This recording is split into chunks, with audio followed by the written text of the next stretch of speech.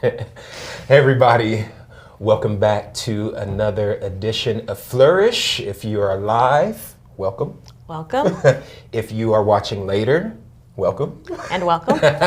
Oh my. As you can tell, I got Pastor Becky with me. We're in a good mood. It's cold, but it's sunny out. It's and beautiful. That helps. Yeah, it helps a ton. We're feeling good and we're excited because we're kind of in the end of this mini series that we've been doing on Flourish that is connected to a word that sustains. And so, oh my goodness, we're going to get double feedback because I got my volume up on my monitor. We are a mess today, people. Now my volume's down on my monitor. So we're in this mini series, a word that sustains, and I wanted to have you on because you wrote this week's blog piece. And I love the piece. If you haven't read it, go ahead and check that out. It's rooted from Psalm 90, verse 12. I'm going to read it. Teach us to number our days that we may gain a heart of wisdom. Yeah. I love that. Yeah. Yeah. So you were writing and you were talking about that specific word for yourself and how it sustained you and how it's been kind of a process even before COVID. Right. But there's this really unique connection to the transition of Joe and Steph from senior leadership as well. So just kind of kick us off. How does all that stuff mesh together? Yeah. Well, some time ago when Joe was talking about doing this sermon series, he had just floated it out to several of us. What would be the scripture that is you're kind of holding on to of a word that sustains? And this is the one that came to mind right away. And it came out of a time when I think I had been at a series of funerals. I had been doing some reading on end of life and what it meant to be able to walk courageously and think really intentionally about our lives, and that whole idea of, at some point, and it won't be long after my death, probably no one's going to say my name. Yeah. No one's going to remember my stories or even a specific contribution. And at first it was like, oh, that's really, that's depressing. That's terrible. And then the Lord brought me to the scripture. And so I really started using it as a prayer. Teach me, Lord. So it meant that there was a process. So that was hopeful to me, that it wasn't just about something that I would know without having him to teach me. Yeah. And so that became a prayer of mine that he would give me wisdom out of understanding what it meant to number my days. And so then anytime you ask the Lord for some help with wisdom or with whatever, he's going to give you plenty of opportunity to teach you. And so I share a little bit in the article about some of those things that God started to do to help me understand what that meant for me. Yeah, it's really powerful too, Beck. Like I've read it a couple times and I'm like, and I've heard it before in another conversation we were having as a staff about prayer, and I was like, that's so rich because we can get going in the hour, let alone the day process. The hours fly by, the day flies by, and we forget the perspective of numbering our days and what our days are really for. And you hit on that in the article, and you also just talked about something as we think about numbering our days. It can be kind of morbid in thought because oh my goodness, like we're talking about the end of my life and people forgetting all about me that I ever existed. That takes some people to this place of, I'm not about to read that article. I'm watching now, but I won't read later. But yeah, I mean, it's just it's a perspective that we've got to have. And I love on there, you said, this life given to me is actually not about me. It's a life given that I might reflect the Creator. And I love that. Like, how has that changed your perspective? And second part to that question is, how did COVID impact it? Yeah. Well, when I think about really being able to embrace that, I think I have to go back to my whole lifetime. I mean, this has been a lifelong journey of getting to a place where, and I'm not great at it, friends, where I can say my life is not about me. My life is not my own. Because for so long, because of some childhood trauma and some things that I hadn't dealt with, you have to own something to give it away. Like it's not mine to give away until I own it. And so there was a lot of years that I didn't own my life. I didn't own my process. And what I mean by that is I didn't allow for God to do healing in my life. And so as I went through that process, I started to understand that my life wasn't about me. But that took a long time because there's kind of a, and I said this in the article, that before people start saying, no, don't, you have to think good about yourself. And I'm not talking about that. So there's a kind of negative part of that. In our brokenness, we say that. And then there's a healthy part that says, this isn't my own. And so the Lord really had to bring a lot of healing before I think I could get to an honest point of going, my life is not about me. Yeah. And so as I began to see that and recognize what it was about, it started to reorder my days. Yeah. It started to reorder the moments, and when something happened, how I was going to look at that and approach it. And I think for me as a single person, one of the things that has been probably the most challenging of my whole life has been living a single life when my desire was for something else, to have a family. But it is also the thing that God has used to bring a lot of life to me as I submit to Him. Yeah. And so early on in COVID, I think I'm getting to your question finally. Yeah, okay. That's good. Okay. Yeah, it's really good. Early on in COVID, like when things shut down and it was like, okay, so we're not going into work, so we're not able to go to restaurants, which that's a big thing for me. I like to go to restaurants. Everything was shutting down, and even this week, thinking I host Easter for our family, and going, oh my people aren't even coming. Right. So that idea of complete isolation, like, just started to just surround me, and of course brought back old stuff and fears and feelings, and the Lord brought this scripture back to mind that, Lord, if you're teaching me to number my days, if this day is part of your sovereignty over my life, then I can trust you with what's going to happen today, even in my loneliness. Amen. You have something for me in this. Yeah. And He did. Like, He started to give me that kind of wisdom, like, oh, I want to, if my life isn't my own, boy, I have nothing to lose. I can give it away. I can be in this house knowing that the Lord is close and with me, and be okay. So He just seemed to take everything that was a struggle through COVID and kept helping me reframe it. And it took some work. It wasn't like an overnight thing. Yeah. I'm stubborn, so. I love that. Like, there's a couple key points that you pointed out, and I know Sansi was thinking the same thing I'm thinking as she commented live, like, you have to own something to give it away.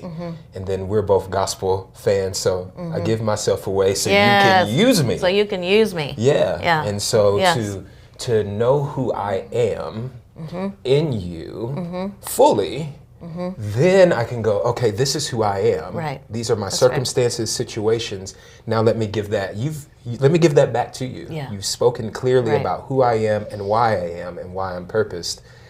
And now I'm just gonna. My response of obedience is to turn it right back and say, okay, use it. Yeah. Use me, Lord. There's so much freedom in that. Yeah. Like, when I'm living in the present moment, going, this could be it. You know, people always say if you had one more week to live or one more year to live, you know, we really would do our days and moments differently. And the scripture really is just affirming that truth. Like, Lord, my days are numbered. How am I going to live them? Yeah. And my happiness, my satisfaction in this world is nothing compared to the eternal. Right. And so why wouldn't I be giving myself to the eternal? That's right. Yeah. So. Yeah, that's a really good, point for us to maybe think about as we're listening live or tuning in later, wherever you're listening and how you're listening is, Lord, teach me about my days, the days that I'm living now. What are you trying to say to me? What's the Kairos thing for me right now as it pertains to my life? Yeah. The days that I'm living, the days that I have lived, not with regret, but saying, hey, Lord, where have I fallen short? Right. Where haven't I taken myself through this process? Perhaps where you've been inviting me to do so, because it's never too late to go, okay, Lord, I see it I recognize it. My days are numbered, but let me look at it from a perspective that's different than the world in regards to what are you going to do for yourself or to accomplish for yourself before you get to this age? We often do that, and the Lord is saying, like, you're not even going to make it to that age. That's right. That's right. You don't know that. Right. So live for me, live to please me, live to point people back to me. If I can interject, like, I've been reading this book called Warriors, Book for Men. It's a big book, and I've been reading it for a year. Started it with some guys. Just take it in chunks. I'm at the very last chapter. Yeah.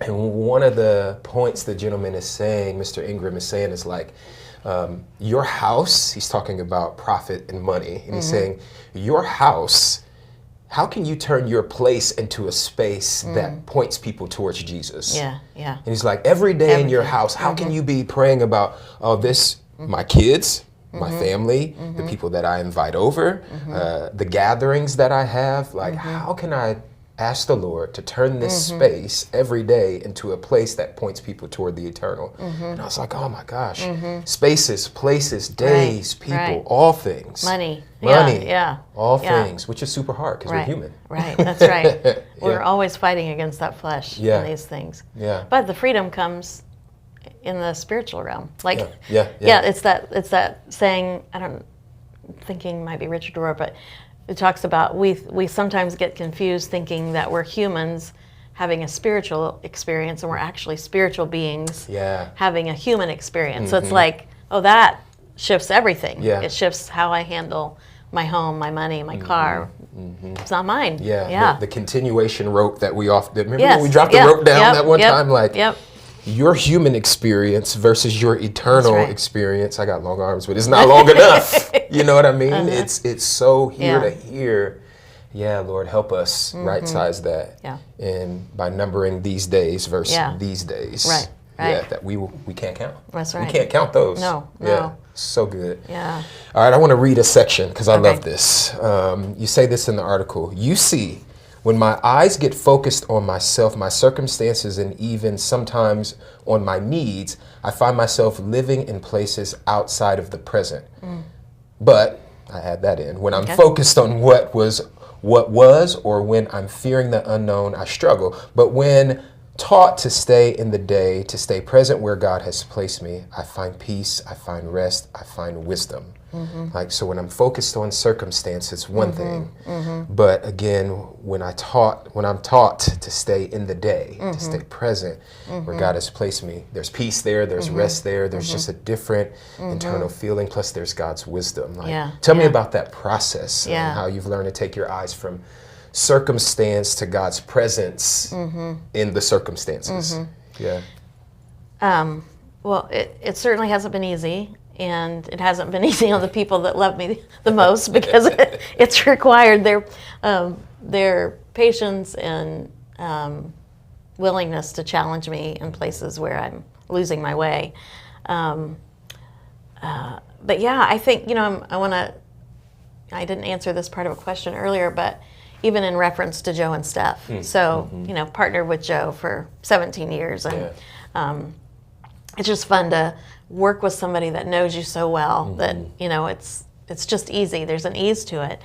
And so my response really was when they said, we're resigning, I was like, nope, not going to work. Nobody has me. Nobody has Geoff. Nobody has Gus. And this came back to mind. Like, I think the process is really just letting God speak back into it, reminding you of something He's teaching you, and calling you back to it again and again. And so even in this, my sadness is continued. Like, if I talk much about it, I'll cry right now. So I'm gonna just miss them in this context. But when I recall my days are numbered, they're not my own. Yeah. It does not matter. It doesn't matter. Like, I don't want to miss, if I stay here's where I'm getting. If I stay in the present, I don't want to miss what God has me now because I'm thinking about the loss. I'm worrying about the future. Like, those things, they cost me something that I'm going to miss what God has for me today. It doesn't mean I don't have feelings. It doesn't mean I have to process those things. It does mean I want to get back to this truth that my life is not my own, and when I stay current in the present, I'm okay. And I'm excited. I'm actually excited because I know God has a mission for me today. That if I get all distracted about myself, I'm gonna miss it. I'm gonna miss it, and I've missed a lot of things, and I don't want to miss anymore. Amen. I can glean from that last word. I can glean from that. Like, what have I missed? Or Lord, I don't want to miss anymore because I'm so over focused on these things. And the other word that came to mind, it feels like invitation, like in sorrow, God says, well, stay here. Yeah. Because I'm here. That's right. In joy. That's right. Stay here because I'm here. Like the vastness of where he's present is just, we can't imagine it. But as people that are okay with lament and as higher shepherds, and I even saw a couple posts from some fellowshippers who were just being honest about, I'm sad right now. Right now, yeah. But God. And so I'm going to stay in the sad, even though I'm longing for this. He knows that longing, like he just does. So to stay in the sorrow, to stay in the joy is about, hey, I'm counting this day because I know as I do, there's wisdom, there's experience, there's doors that are opening, there's new things that you're doing in it all. Right. It's really, really good. Yeah. Final word for our folks of encouragement, maybe. In this from me. I thought you were going to give it. I thought he was going to give it to us, which I was excited about. I was waiting. I just said it. That's my final word. Final word from you. Oh, final word. Maybe for us to encourage people in their process. It's such a good word that sustains us all. Yeah, I was just on the phone with somebody earlier this morning. Who just continued to have, in terms of this process we're in at Fellowship, just had some questions that she needed her mind at ease because of some past hurts in her own life. And so I just so appreciated her willingness to be in her present moment and to invite someone into that. So I think, Fellowship, we're okay. I'm excited about what is next because God is in the next. He is always doing a new thing, even though the other things were really good. He, passage in Isaiah just talks about leaving those things, even though they were really powerful, great things. Where I'm doing something new, and we are entering into new. And I think the most important thing we can be about now is doing it together. So I think I would say to Fellowship, our family, like lean in. Like coming back out of COVID is just challenging. I know some folks have talked about coming back even into the building after being gone 6 months or a year or whatever, and how they just feel awkward. Like it's just weird. And I get it. That's okay. So I just want to say, lean in, come back, find the place, talk to one of us about where you're feeling. If you feel disconnected, we want to help and walk with people through that. So I love you, Fellowship family, and I'm excited about where we're headed. And super exciting things happen in the Pettit-Rudolph neighborhood. So I know for some people that's been a challenging kind of place. Where's my place in that? But we have some ideas, Geoff and I. So if you're curious about that, I think it's another place to lean in. So. That's right. Yeah, we're walking these days together. Yeah. And it's the cool thing about the body is that we can count our days personally, but we can count them corporately. Yeah. And so I love even that charge. Let's walk them together. There's place in ministry. We are the empowered body of believers, the capital C churches, as well as this church here at Fellowship. So we can walk them together. That's a great word. Last word, final word of encouragement for us. So thank you for tuning in. Becky, thank you for being here. Just, really enlightening, really encouraging.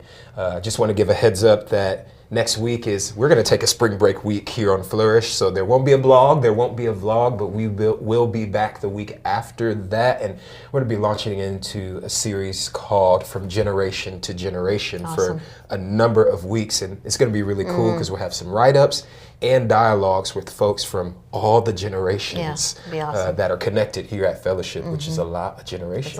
It's a lot. And so I'm really encouraged to talk to some folks, to read some stories, and encourage us as a body that is multi-generational in makeup and has a lot to give to one another. So thanks for tuning in. Thank you. And we will see you in a couple weeks. Bye-bye. Bye.